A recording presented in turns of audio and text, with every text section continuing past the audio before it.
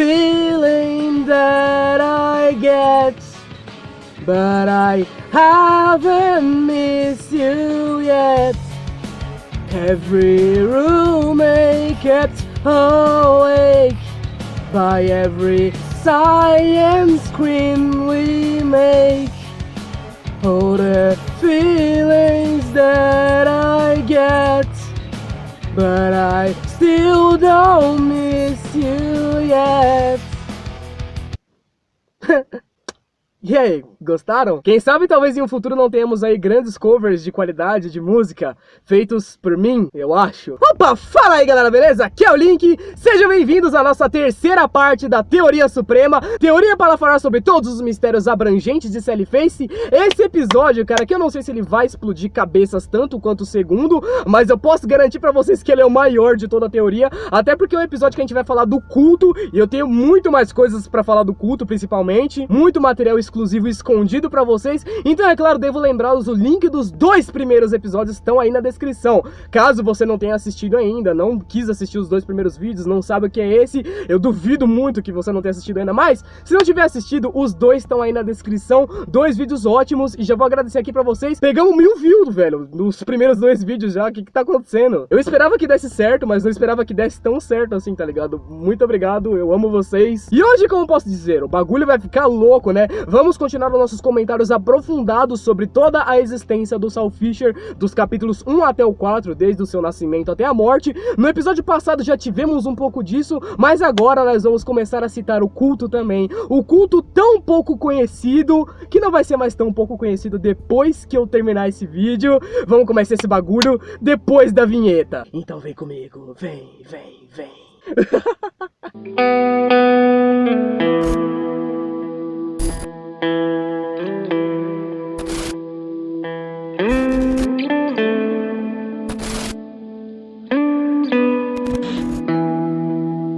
E antes de começar a falar, já vou deixar um agradecimento especial para um dos inscritos do Discord aqui, o Gaster Teorista, que foi um cara que me ajudou bastante a criar a teoria, principalmente nessa parte do culto, que é o foco do episódio de hoje, praticamente. Esse cara foi o que mais me ajudou aí nesse pedaço do culto, achou bastante imagens pra mim, etc. Então vou deixar os agradecimentos a ele aqui, beleza? Mas todo mundo do Discord que me ajudou, um beijo, tá? Vocês são incríveis. E pra você que não tá no Discord ainda, não é uma propaganda, mas você poderia entrar, assim, eu acho que você que tá na descrição, não sei. E vamos começar o vídeo fazendo algumas recapitulações importantes para que a gente possa dar uma continuidade bacana aí de um vídeo pro outro, igual eu fiz do primeiro pro segundo. Eu quero fazer essa parte de introdução, afinal a gente sabe que no episódio passado nós focamos muito na história do Sal. Como deveríamos começar, cara? No episódio passado eu foquei principalmente no Sal, grande parte do episódio foi realmente bem focada nele mesmo, e boa parte do episódio foi mais focada mesmo na parte de perseguição ao Sal, né? A gente foi bem fundo por aqui questão da perseguição, do stalkeamento, de estarem observando ele durante todos os tempos, mas eu realmente falei, citamos tanta coisa sobre o culto, e a gente sabe que praticamente muita gente não sabe quase nada sobre o culto. Mas antes de começar a falar realmente sobre essa parte da teoria de hoje, eu preciso responder 2 dúvidas para que não fique nenhuma coisa mal explicada aí na teoria. Ambas essas dúvidas são sobre o Travis e sobre o Dogma, que ficaram no episódio passado. A primeira delas é a do Travis, né? Vocês tinham me falado tanto, me perguntado tanto, tá, mas ele é gay mesmo, etc. Como que você pode ter tanta certeza assim? E eu vou falar de novo pra vocês pra que não fique nenhuma dúvida, cara. A carta foi escrita do Travis pro Sal. Tanto é que o Travis pode ser visto no banheiro, se você entrar nessa parte. Ele tá lá no último banheirozinho, dá pra ver o tênis dele, que é da mesma cor. E se você for lá conversar com ele, você consegue ter uma conversinha amigável com ele lá. Eu vou deixar o link na descrição do vídeo, cara, que mostra isso daí. Se vocês quiserem traduzir, etc. Tá tudo aí na descrição, pra caso você tenha alguma dúvida e realmente esteja desconfiando muito sobre isso. E a segunda dúvida, que é a importante de verdade mesmo, que muita gente ficou com dúvida, tá, o Dogma matou a mãe do Sal, beleza, mas tinha sim um cachorro de fato? Teve muita gente que não entendeu isso, cara. Eu não entendi por que vocês não sacaram. Eu tentei deixar muito claro que sim, tinha um cachorro no recinto, inclusive aquele cachorro do capítulo 1 que aparece lá, ele provavelmente é verdadeiro mesmo, sabe? Eu acho que ele deveria ser daquele mesmo jeitinho e tal, até porque, como eu falei no episódio passado, não tinha como o Sal Saul ter conseguido aquelas cicatrizes com marcas humanas, a não ser, sei lá, o Dogma não pode ser um cirurgião tão bem circuncisado assim de fato. E pra que não fique nenhuma dúvida sobre isso, eu vou mostrar só mais uma coisinha pra vocês. Obviamente que eu mostrei lá pra vocês que o Saul tava andando e aí aparece a silhueta do Dogma, né? Foi um ponto que arrepiou todo mundo no episódio passado, mas se vocês realmente prestarem atenção nas falas um pouco antes, vocês vão ver que a mãe do Saul, ela fala que, ah, Saul, eu já vou, só vou pegar a minha bolsa. E quando a gente vê a cena do sonho do Saul um pouco depois, vemos que tem a bolsa jogada no chão, o que pra mim, teoricamente, significa que ela não chegou a ir atrás do Saul. Muita gente falou que ela foi tentar interromper quando foram tentar matar o Saul, etc. Não foi isso que aconteceu. Ela tava pegando a bolsa ainda, o Dogma foi lá e matou ela, e enquanto isso, um pouco mais pra frente ali nas árvores, o cachorro atacou o Saul, ok? Ficou tudo sem nenhuma dúvida? E é claro, vamos prestar atenção agora que vai começar as partes falando sobre o culto mesmo. Então é importante, prestem atenção. Creio eu, cara, que o melhor a se fazer é começar isso pelo melhor ponto, afinal. Falar sobre a dúvida principal que foi deixada de plot twist pra vocês no episódio passado. Por que que o Saul não foi morto pelo Dogma? Porque essa é uma dúvida, cara, que ela poderia colocar toda a teoria em risco. O Saul aparentemente é o garoto da profecia. Então, ok, a gente sabe que ele é o garoto que pode derrotar o Red Eyes, que tem o poder pra derrotar o Red Eyes. Ele é uma criança que pode muito bem colocar todas as atividades do culto dos Devoradores de Deuses em risco, principalmente se ele fosse pra cidade de Nokfell, que é onde eles realmente estão lá com a base deles. Você é o líder principal do culto. Você tem como objetivo principal trazer o Red Eyes de volta à vida sem que ninguém interfira, e você sabe que esse moleque pode interferir. Você tem ele nas suas mãos, com 5 anos de idade, totalmente ensanguentado depois de um golpe de cachorro, e você não mata ele. Por que você não mata ele? E é notável, cara, que o Saul só vai morrer no final do capítulo 4, tipo, durante toda a história do jogo, cara, dia após dia, a gente tem um monte de casos envolvendo assassinato, coisas bizarras, tudo isso relacionado ao Saul. Ele só vai se metendo em merda por cima de merda conforme os capítulos passam,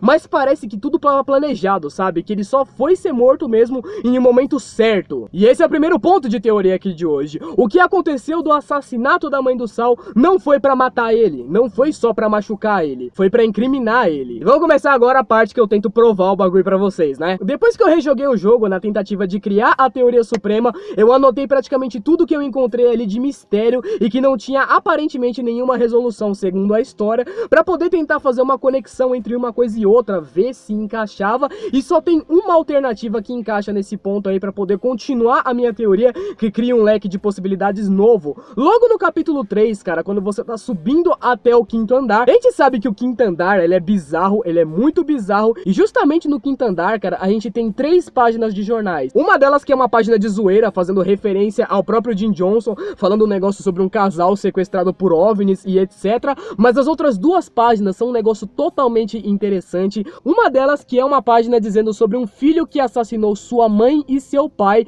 claramente se referindo ao Saul. E a outra página é uma página tipo que não tem conexão. Ela diz que um pai e um garoto que matou a sua mãe de forma brutal fugiram e ainda estão desaparecidos, e que ele é uma criança que não deveria ter nascido. Essas páginas não tem nenhuma conexão com a história inteira, a não ser se a gente conecte isso com a parte do Saul ter sido incriminado pela morte da mãe dele, o que eu acho muito que pode ser verdade, porque no primeiro capítulo, quando o Saul tá tendo aquele sonho dele lá, que ele vê a mãe dele morta, o pai dele ainda aparece pra ele, e quando ele vai falar papai, papai, o pai dele fala, você não é meu filho não é um assassino. E todas essas coisas, desde o início, pra mim, são conduzidas pelo culto dos Devoradores de Deuses, incluindo desde o assassinato da mãe do Saul, até várias tragédias que aconteceram mesmo, e tragédias que foram planejadas pra ferrar com a vida dele, pra que tudo isso levasse ao julgamento. Esse que é o maior ponto da minha teoria de hoje, onde vou falar não somente do culto, mas o meu ponto de teoria, resumindo assim em uma frase: o julgamento do capítulo 4 é uma farsa bolada para que o Saul fosse assassinado. Eu tenho mais que absoluta certeza disso, e eu vou provar isso pra você nesse vídeo, então vem comigo. Então, pra começar bem falando sobre o culto mesmo, vamos em ordem cronológica. O que a gente sabe sobre os Devoradores de Deus? O que a gente realmente sabe sobre esse culto que é tão pouco falado, tão pouco citado, mas são tipo o grupo maior de vilões que tem em Sallyface? O que a gente sabe sobre eles, começando desde o capítulo 2, que é a primeira vez que eles aparecem? No capítulo 2, em sua primeira aparição, nós já conseguimos perceber um padrão nas ações do culto que vai se repetindo conforme os capítulos passam. O primeiro padrão que a gente consegue perceber é o costume estranho deles de substituir pessoas pessoas e de colocar pessoas em cargos falsos que eles não estão na verdade, como se eles tivessem um certo governo sobre a política e sobre a polícia de Knockfell. No primeiro capítulo a gente tem dois oficiais da polícia que estão trabalhando ali no caso do Charlie, etc, no caso em que o Saul incriminou e ele foi preso, e esse caso já foi o primeiro que começou a ficar bizarro muito rápido, porque no próprio capítulo 2 a gente vê que o Todd vai buscar informações sobre o Charlie, sobre o que aconteceu, de quando ele foi preso e tal, e quando ele consegue encontrar qualquer informações sobre o Charlie, a foto que ele tem do Charlie é essa, onde a gente consegue ver que ele claramente foi substituído por outra pessoa. O Charlie tá com a etnia, cor dos olhos, cabelo, tudo diferente, o que nos leva a entender que os oficiais de polícia que prenderam o Charlie não eram muito bem oficiais de polícia, e isso não é algo que tá vindo da minha cabeça. No capítulo 4, a gente tem uma conversa do Saul e do Larry, onde o Saul afirma, aqueles policiais do capítulo 1 não eram policiais, eram pessoas do culto que estavam ali infiltradas só pra poderem fazer o trabalho deles, se livrar do Charlie pra poder se livrar de evidências. E o bizarro mesmo, cara, é que essa não é a primeira nem a última vez que isso acontece nos capítulos de Sally Face. A gente tem desde o primeiro capítulo momentos em que o Steve Gabriel joga na nossa cara, ele dá um tapão na nossa cara praticamente, que ele pega um personagem, muda a etnia, a cor, tudo do personagem, só não muda o nome. Ele deixa o mesmo nome pra que você possa pensar, tá, o que aconteceu com esse personagem? Por que raios mudou do nada? Esse aqui, por exemplo, pode ser o caso da jornalista Claire Nettles, que aparece no capítulo 3 e no capítulo 4. A gente sabe que boa parte do capítulo 4, The Trial, né, a gente sabe que se passa ali antes do capítulo 3, antes do Saul ser preso e tudo mais. E uma das primeiras cenas, cara, do capítulo 4, onde a gente vê o Saul assistindo televisão, ele tá vendo uma notícia de uma fábrica que pegou fogo e aparentemente tem uma âncora, uma jornalista ali fazendo essa entrevista sobre o que aconteceu e tal. E essa que é a jornalista Claire Nettles, onde a gente vê claramente, cara, que ela é uma mulher loira, de pele branca, com batom e com olhos castanhos. Presta bastante atenção, loira, branca, olhos castanhos. No capítulo 3, que se passa um pouco depois disso, quando o Saul já está preso, no dia do julgamento do Saul, algumas horas antes do julgamento do Saul, a gente sabe que ele está sendo entrevistado pelo mesmo programa, aparentemente, onde a jornalista Claire Nettles vai dar uma olhada nele, e a personagem que aparece pra gente é essa daqui. Me diz o que aconteceu com essa mulher. É claramente outra pessoa. E ele ainda manteve o nome, como eu falei pra vocês. Claire Nettles. É a mesma mulher. Por que que mudou? Por que que ela ficou negra do nada? O olho dela mudou de cor, agora é amarelo. O cabelo dela é marrom agora. What the fuck? E a gente tem duas claras opções que vocês podem acreditar aí pra que isso tenha acontecido. A primeira, que é um pouco improvável, é que ela seja o Michael Jackson reverso. Ela ficou negra do nada, sozinha assim. E a segunda, que é óbvio, não é a verdadeira Claire Nettles. Ela foi substituída e desapareceu do nada, cara. E lembrem-se do que eu falei pra vocês, a importância do Saul, cara. Percebam na importância dele, a ponto, cara, do culto ir lá, matar uma jornalista famosa e substituir ela do nada, só pra que eles possam fazer uma entrevista que provavelmente foi cortada, cara. Isso que é triste, tá ligado? A gente sabe que nesse capítulo 3, a Nettles fala pra ele que a entrevista não vai ser cortada, que ela vai deixar tudo passar na TV, e provavelmente tudo foi editado na televisão pro Saul parecer um lunático mesmo. Então a gente já pode ficar triste aí. E o terceiro caso é óbvio, né? Vocês que assistiram a minha série do capítulo 4 sabem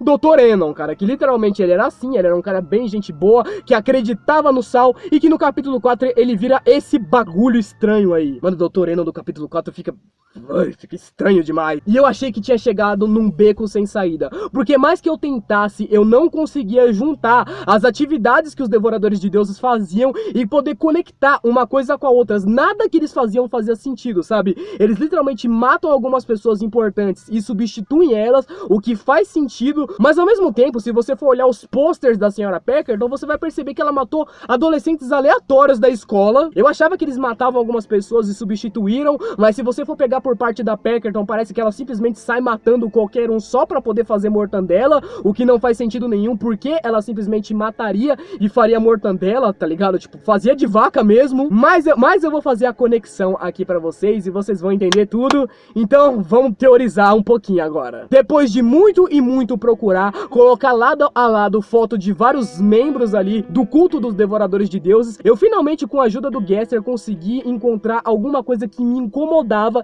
e que era semelhante em todos os membros do culto dos devoradores de deuses, a calvície extrema na parte superior. Todos, literalmente todos os membros dos devoradores de deuses não têm cabelo na parte de cima, ou pelo menos tem partes do cabelo faltando e eles tentam esconder com o cabelo por cima. E aí que a gente começa a se perguntar, o que realmente acontece quando você entra num culto? E aí eu posso finalmente colocar uma parte de jogo aqui pra vocês começarem a entender. No capítulo 3, se você fizer aquela sequência que eu te falei e tudo mais, você consegue encontrar esse fantasma de um cultista, que se vocês notarem direitinho, vão perceber que ele tem uma marca muito forte, que parece que ele morreu com essa marca na cabeça, como se estivessem tentando colocar alguma coisa nele pela nuca, pelo pescoço, e aparentemente a calvície dele já estava começando, ó. Se vocês perceberem, ele tava com o cabelo só na parte de baixo, o resto ele tava tampando. E é um fato um tanto quanto curioso, porque realmente na parte superior do pescoço até a cabeça, alguns membros possuem cicatrizes ou marcas estranhas,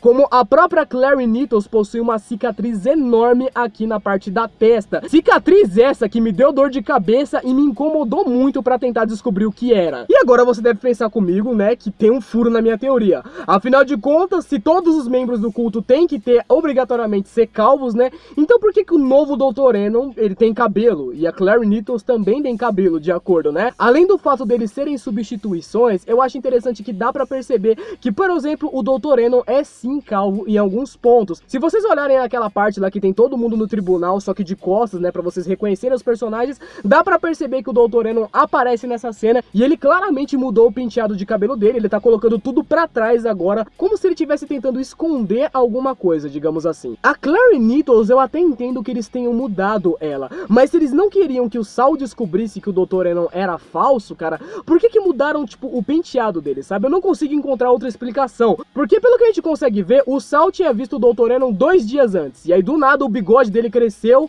e o cabelo dele mudou completamente por um penteado de lado, assim, pra trás, tá ligado? Não tem outra explicação a não ser que eles estão tentando esconder alguma coisa na parte de trás da cabeça do novo Enon. E a gente tem alguns outros personagens que valem a pena pensar, como por exemplo o grande advogado de ataque, né? O cara que todo mundo odiou, porque ele fica atacando o Saul durante o capítulo todo. Todo mundo odeia esse cara, mano. Se você não odeia esse cara, você não viu o capítulo 4 ainda. E todo mundo pode se questionar agora, mas e ele? Será que ele é membro do culto? E aí, meus parabéns, meu amigo. Você já pode começar a odiar ele, porque sim, ele aparentemente também é um membro do culto. Se vocês olharem a imagem dele de costas, vocês vão perceber que ele também tenta esconder calvície. Mas a calvície dele não tá mais tão bem escondida assim, tipo, já tá bem grande e dá pra perceber que ele tá ficando careca já. Fora esses, que outros personagens a gente tem com essa característica interessante que eu descobri? Os dois policiais que ficam levando e trazendo o Saul da cadeia também são calvos, e inclusive eles são os únicos, cara, no capítulo 2, no capítulo 1, no capítulo 3, são só eles que aparecem pra poder ficar levando o Saul.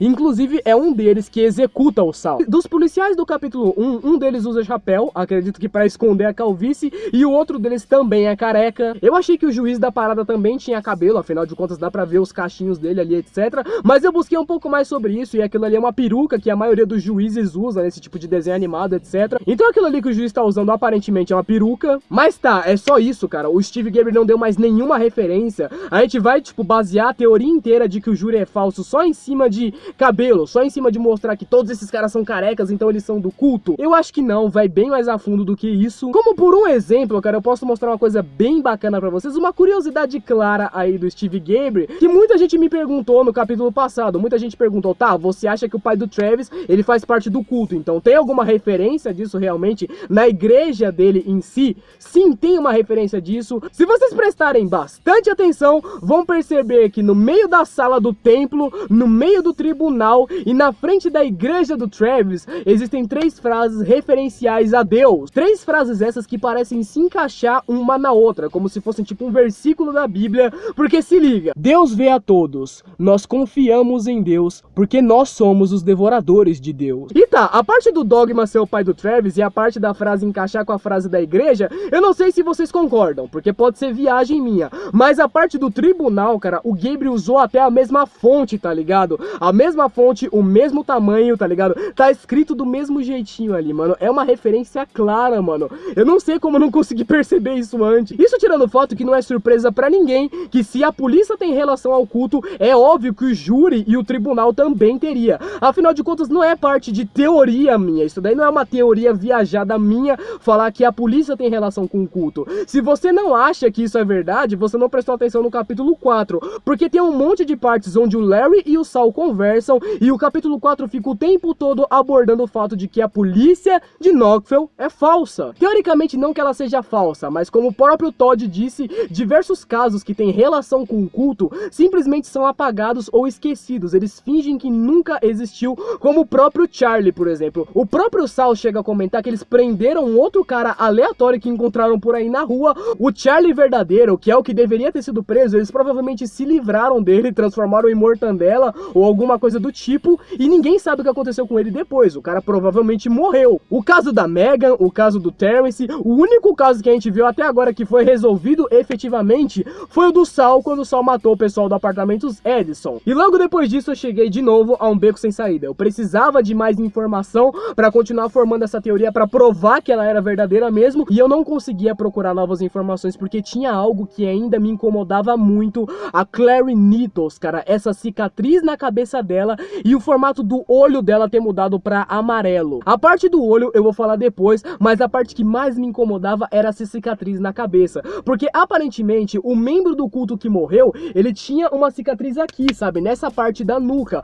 A gente viu que o advogado de ataque, ele tenta esconder essa parte da cabeça, inclusive o Dr. Enon, pelo visto, também tenta. Então subentende-se que a maioria dos cultistas tem algo implantado aqui na nuca. Mas por que a cicatriz da Needles era na testa, tá ligado? Por que a dela era diferente?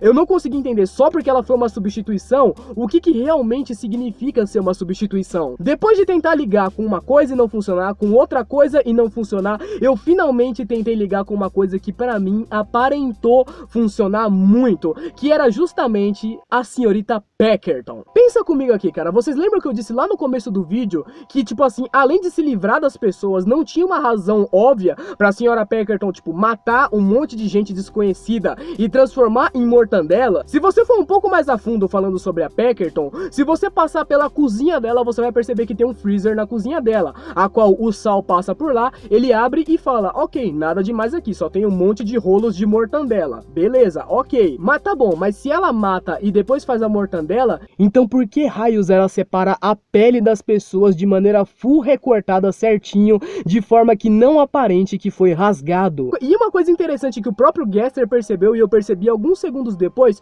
olha direitinho pro rosto da Clary Needles, você pode ver ali uma pele morena, etc, um rosto um pouco estranho ali, digamos, parece realmente que não é uma pessoa de verdade. E agora olha pra essa imagem aqui e tenta comparar os dois rostos.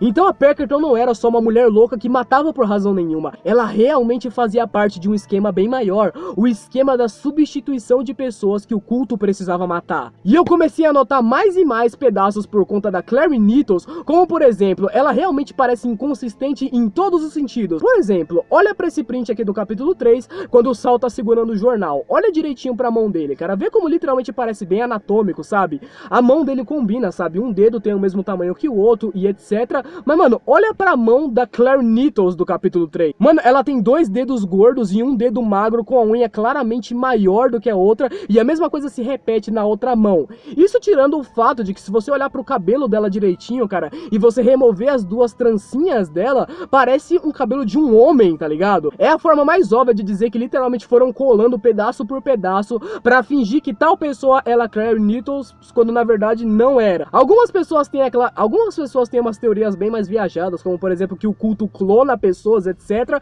E é algo que eu não duvidaria que viesse a acontecer, talvez, tá ligado? Porque a gente tá falando de um jogo onde uma professora mata seus próprios alunos e faz mortandela com a pele e carne dos alunos. Então pode acontecer? Pode. Mas não tem referência disso no jogo, tá ligado? Então, por conta disso, eu acho que a minha teoria seja um pouco mais viável, falando que realmente eles colocam a pele por cima, tá ligado? Não sei como eles fazem isso, tá ligado? Mas como eu falei pra vocês, mano, a gente tá falando de um jogo onde a professora ela mata os moleques pra poder fazer mortandela, eu não consigo duvidar que um membro do culto colocaria uns pedacinhos de pele ali por cima pra se passar por outra pessoa. Afinal de contas, a gente tá falando de um culto satanista, né? E indo pro segundo ponto que eu tinha falado que me incomodava agora, cara, a questão dos olhos amarelos da Claire Needle. Ela não é o único personagem que aparentemente tem olhos amarelos e aparece durante toda a série com isso. A gente pode, por exemplo, lembrar agora do dócil e ignorante cachorrinho que aparece no começo do capítulo 1. Ele que estava com os olhos amarelos também. E ele que aparentemente é o cachorro que arregaçou a cara do Saul, então faz bastante sentido. E um outro personagem que não foi citado até agora na teoria, por parecer muito inocente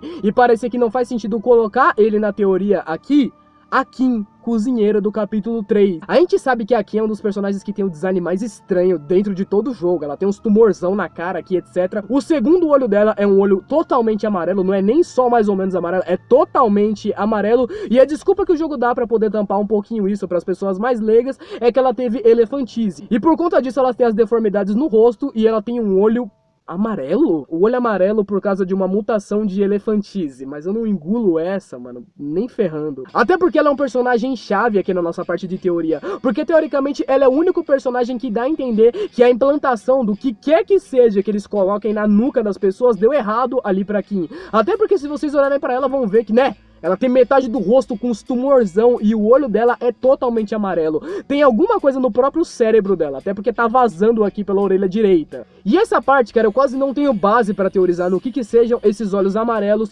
Eu tenho uma ideia mais ou menos do que eu acho que é, mas eu não sei exatamente se é o que eu penso. Então eu vou deixar aqui pra vocês, eu acho que seja isso, mas não tenho certeza. Eu acho que seja influência do Red Eyes, ou pelo menos alguma coisa do tipo. Como se fossem, digamos assim, olhos do Red Eyes em outro mundo. Porque a gente já jogou com o Larry no mundo dos espíritos e a Megan já falou isso uma vez. Mas se você for um morto e você ficar tentando ver um vivo, ou no caso se você for um vivo, uma pessoa normal e ficar tentando ver um espírito, não é sempre que vai funcionar. Tanto é que a gente sabe que o Larry tava lá andando pelos apartamentos Edison e o Saul tava andando e eles não se enxergavam, justamente porque os dois estavam em estado comum.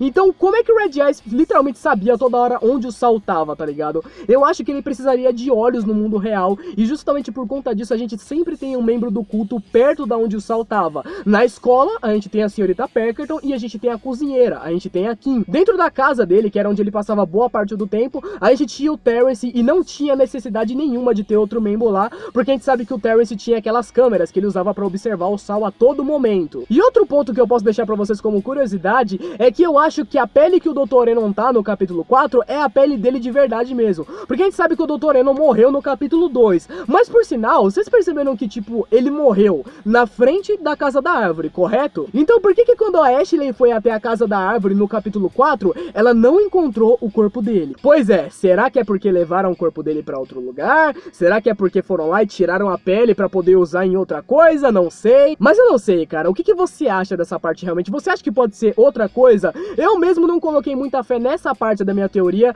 relacionada aos olhos amarelos. O que é esses olhos amarelos? É um olho pro Red Eyes mesmo, tá ligado? Se você não concorda, deixa aí nos comentários, porque eu quero ver as teorias de vocês pra esse pedaço aí especificamente, sabe? Eu creio que tem algo na parte da teoria que eu ainda tô perdendo e que eu ainda não consegui associar bem, porque essa parte tá um pouquinho desconexa, tá ligado? Mas em compensação dessa parte aí que tá meio desconexa, eu obviamente tenho um pedaço muito bom pra vocês, que é justamente o porquê de tudo isso tá acontecendo. Porque tá, né? A gente já tá num ponto de teoria que tá tudo viajado pros ares agora. É um culto que mata pessoas pra substituir, sei lá o que, incrimina tudo isso em prol de incriminar um moleque de máscara e de cabelo azul. Por que incriminar o Saul e não matar ele de uma vez? A resposta mais óbvia, e eu acho que a única plausível pro Saul não ter morrido esse tempo todo, literalmente tá em uma das páginas do diário do Jim Johnson que eu li pra vocês no episódio 1, que por sinal é a primeira página. Aqui a gente fica sabendo como que o mundo do Jim Johnson foi destruído.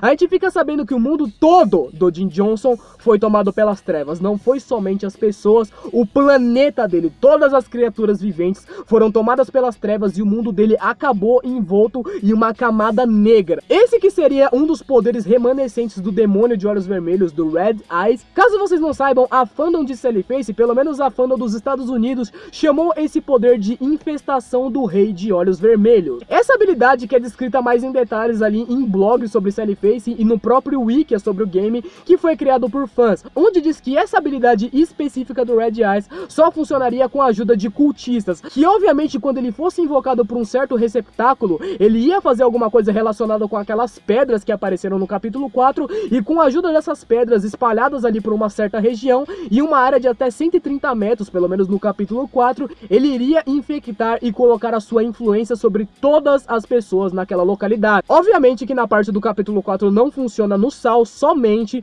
porque vocês sabem que eu falei pra vocês que o Saul é imune, tá? Mas em todas as outras pessoas funciona. E obviamente as pessoas que são influenciadas com Red Eyes, elas têm a sua alma de certa forma com a gosma preta, né? Elas ficam presas em alguma coisa e tem a sua alma esvaiada, destruída, como a gente pode ver que o pai do Saul, todo o pessoal do prédio não sabia mais o sentido da vida e etc. E isso que por sinal é dito como uma praga que se espalha. Pelo próprio Terrence, ele fala pro Cell, se você não matar todo mundo, isso vai se espalhar cada vez mais até chegar no mundo inteiro, igual que aconteceu com o Jim. Em finais da primeira página do diário do Jim Johnson e no começo da segunda página, o que conseguimos entender, pelo menos o que dá a entender, é que Red Eyes, ok, ele tá agora no mundo onde o Saul tá, etc, ele está no planeta Terra, e o que ele realmente quer agora é um corpo, uma forma física, para que ele possa se manifestar e destruir esse planeta. Se a gente for avaliar mais ou menos qual que é o método de destruição dele, ele chega, forma-se o culto pega um receptáculo bom, um receptáculo top de linha, e quando ele se infecta, realmente ele faz lá o poder, e então com a infestação do Rei Demônio, ele toma o planeta todo pra si. E agora pensa comigo, cara, se você fosse o demônio de olhos vermelhos, você estivesse no planeta Terra, cujo local onde você está sendo invocado possui um garoto de máscara ali, que além de ser o protagonista da história, é o garoto escolhido pela profecia, imune às suas possessões, já que durante os 4 capítulos, em nenhum momento o Red Eyes teve coragem de ir pra cima do Saul de verdade. Em um único momento, como o que aconteceu no final do capítulo 2, você tivesse tentado possuir o corpo dele, mas tivesse falhado. Você soubesse que o Pivete conseguiu derrotar o único infinito, literalmente com uma guitarra. Quem você escolheria para ser o seu receptáculo?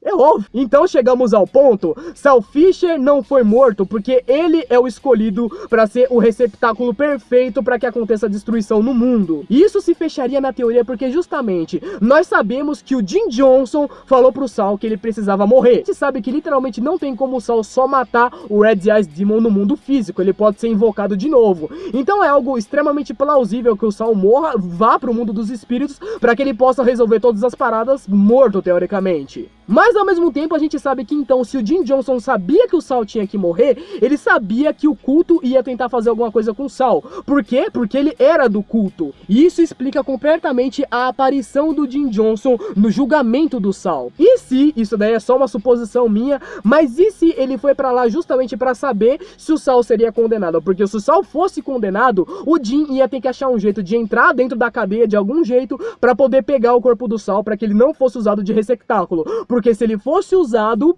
ia ser o fim do mundo, obviamente. Mas ainda assim, cara, se a gente pensar desse jeito, se a gente levar pra esse lado, ainda assim tem pontos em aberto. Mano, fazer teoria é difícil pra caralho, meu Deus do céu. Ai, meu pai amado. E é claro que nos fica a dúvida do porquê, por exemplo, que se o Saul precisava ser um receptáculo, não surge de novo a mesma dúvida. Por que que ele não foi morto antes, tá ligado? Porque se ele tivesse sido morto quando criança, ia dar menos trabalho, não ia precisar ter toda essa coisa de substituir um cara pelo outro, não ia ter que ter julgamento, não ia ter que ter nada. Era só matar a criança, colocar o demônio lá dentro e já era. Essa pergunta, ela tem uma dezena de respostas e eu não sei qual delas que tá certa. Justamente por isso eu falo que é um ponto e é um tiro à cega. Porque no capítulo 2, no minigame da Rosenberg, a gente vê que a Rosenberg e a Stacy estão tentando parar os planos do culto. E o que elas fazem? Elas destroem um livro e a Rosenberg fala que com o livro destruído, eles só vão poder invocar o Red Eyes daqui a 100 anos. O que pode ser uma resposta. Talvez eles não pudessem invocar o Red Eyes ainda e tivessem que bolar alguma coisa maior, mas pro futuro. A gente sabe que no capítulo 2, o Red Eyes é tirado do mundo material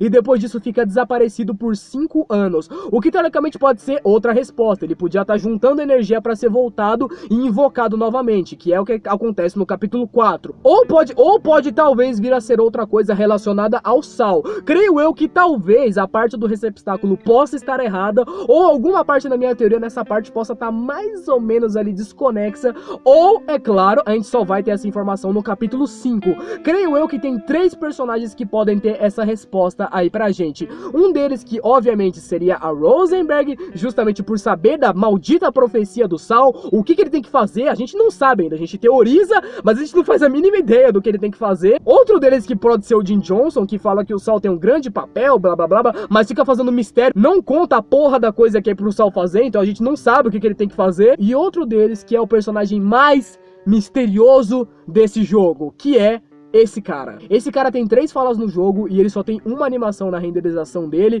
tem somente 2 aparições, mas aparentemente parece também ser um dos personagens mais importantes da obra. Só na sua primeira aparição, ele foi o primeiro fantasma que o Saul viu, disse pro Saul que não deveria ter vindo ali, disse pro Saul de cara que coisas terríveis aconteciam e que ele não deveria ter vindo ali, e algumas horas antes do Saul cometer o assassinato em massa que matou todos seus amigos, do Red Eye ser invocado, ele literalmente apareceu de avulso ali pro Saul e disse que as trevas estavam emergendo.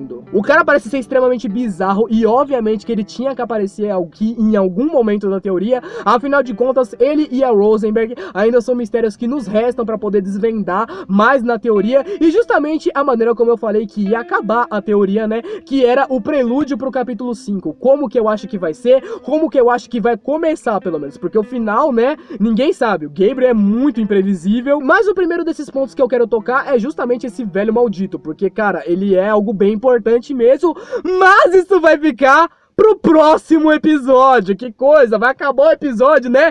Na melhor parte, eu amo fazer isso. Vocês não sabem a sensação delícia que é você terminar o episódio na melhor parte. Nossa, fica todo mundo putaço aqui no chat. Parece que o episódio acabou, não é mesmo? Ha! Mas eu sei o que vai acontecer no próximo! Então é isso daí, gente. Eu espero que vocês tenham gostado, tá? Esse que deve ter sido aí o maior episódio até então. O próximo episódio, infelizmente, vai ser mais curto e infelizmente vai ser o último, cara. Mas no próximo episódio eu vou responder algumas dúvidas pra vocês. Quando mais ou menos que vai lançar o capítulo, né? Que tá todo mundo perguntando quando que sai o capítulo 5. Eu vou responder no próximo vídeo pra vocês e vou falar algumas teorias minhas a mais aí, algumas bem avulsas mesmo sobre o próprio capítulo 5. O próximo vídeo vai ser o prelúdio do capítulo 5. Vamos falar sobre o Homem Misterioso, sobre a Rosenberg e sobre alguns mistériozinhos avulsos que ficaram e eu ainda não consegui achar a solução e não encaixei ainda na teoria suprema, tá bom? Pois é, mano, pra vocês terem uma noção do bagulho, acabou o espaço da câmera, tá ligado? Eu tô tendo que gravar com a frontal, que é bem pior. Mas é isso, pessoal, só dando uma finalizada aqui, tá? Se tiverem gostado, não se esqueçam de deixar o like, se inscrever aí no canal, beleza? Obviamente as pessoas vão sair com o carro, então eu preciso sair desse carro aqui agora, né? Muito obrigado pra você que assistiu, pra você que tá gostando da teoria. Claro, não se esqueça de comentar aqui embaixo também, que ajuda bastante. Põe a sua teoria aí pra me ajudar, por favor, que ajuda bastante isso daí, tá? Eu sei que muita gente gosta das minhas teorias, mas, mano, não fui eu que criei sozinho. Eu tive a ajuda dos inscritos que estão me ajudando bastante aí nessa parte de teoria com o Sally Face. Óbvio que muita coisa fui eu que fui buscar sozinho quando eu joguei o jogo, né? Mas eu tive ajuda sim de alguns inscritos pra poder pegar as imagens, pra poder pegar algumas partes de vídeo, etc. E eu espero que vocês realmente estejam gostando dessa série, cara. E é claro, se gostou bastante, mostra pra um amigo que gosta de Sally Face também. Vai que ele vem aqui, gosta do canal. O canal tá crescendo bastante, estamos com 2.500 inscritos, rumo a 3.000 aí. E espero que a gente pegue futuramente, né? O canal tá crescendo, eu tô muito feliz com isso. E é óbvio, né, que da parte do bagulho do comecinho do vídeo eu não tava zoando, não. Futuramente vai ter alguma coisa musical no canal, tá? E pode ser de Sally Face também. Eu acho que vai ter um rap de Sally Face aí nos próximos meses. Então esperem algo bacana. Eu tô treinando música aí pra poder produzir algo bem legal pra vocês. Mas isso fica pros próximos vídeos, beleza? Um beijo, um abraço, valeu, falou. Fui! Every time we lie awake, after every hit we take, every feeling that I get, but I haven't missed you yet. Every roommate kept awake by every